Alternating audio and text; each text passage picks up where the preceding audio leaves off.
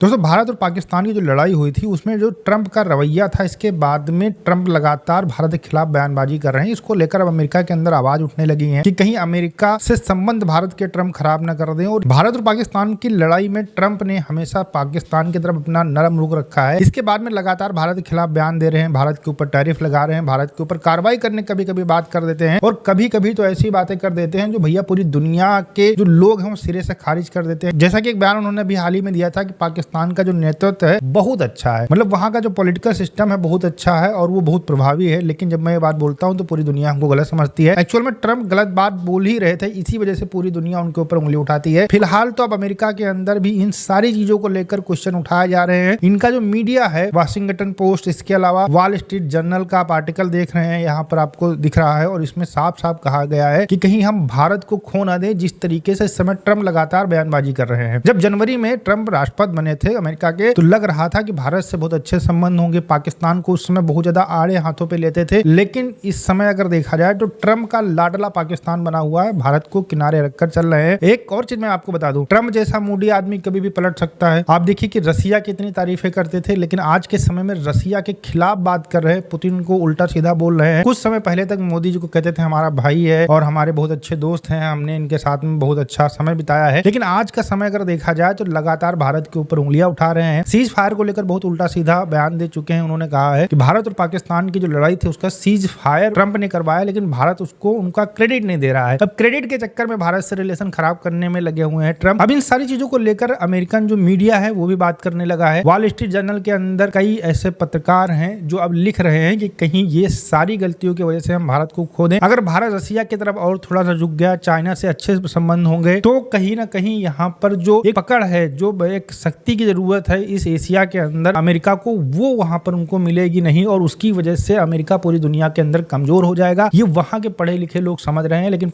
ये वहां के जो पढ़े लिखे लोग हैं, इसके अलावा जो वहां के जर्नलिस्ट हैं, वो अब ये बातें उठाने लगे हैं। 5 महीनों के अंदर उन्होंने देख लिया कि किस तरीके से भारत को किनारे करने का काम ट्रंप ने किया है। बिटकॉइन के चक्कर में पाकिस्तान से जो फायदा हो रहा है उनकी कंपनी को, उसको ज्यादा पसंद कर रहे हैं। जो अमेरिका और अमेरिकन का मेन मोटिव है कि चाइना को काउंटर करना चाहिए, उसको लेकर ट्रंप कुछ नहीं कर रहे हैं, सिर्फ बिटकॉइन का झुंझुना बजा रहे हैं और उसी में वो खुश हो रहे हैं। उनकी फैमिली को फायदा हो रहा है, सीधी सी बात है। इस वजह से जो अमेरिका के मित्र देश हैं उनको भी नीचा दिखाने से चूक नहीं रहे। कनाडा के ऊपर तो आप लोग जानते ही होंगे किस तरीके से उन्होंने प्रतिबंध लगा दिए, इसके अलावा उनके ऊपर टैरिफ लगा दिया। इसके अलावा उनको लगातार कहा जाता है कनाडा वालों को भैया आप हमारा स्टेट बन जाइए, मतलब सीधे सीधे धमकी दे रहे हैं कि भैया हम आपके ऊपर कब्जा कर सकते हैं, अटैक कर सकते हैं। जिसने हमेशा यूएस का साथ दिया, कोई भी लड़ाई होती थी वहां पर यूएस का साथ देता था कनाडा, उसको आज ट्रंप आंखें दिखा रहे हैं, उसको उल्टा सीधा बोल रहे हैं। तो सीधी सी बात है, भारत यहाँ पर बहुत टफ सिचुएशन के अंदर पहुंच चुका है। अभी हमारे जयशंकर साहब गए हैं और उन्होंने एक इंटरव्यू दिया है किसी अखबार को, वेस्टर्न अखबार है, वहां पर उन्होंने सीधी सी बात कही है कि यूक्रेन और रसिया की जो लड़ाई है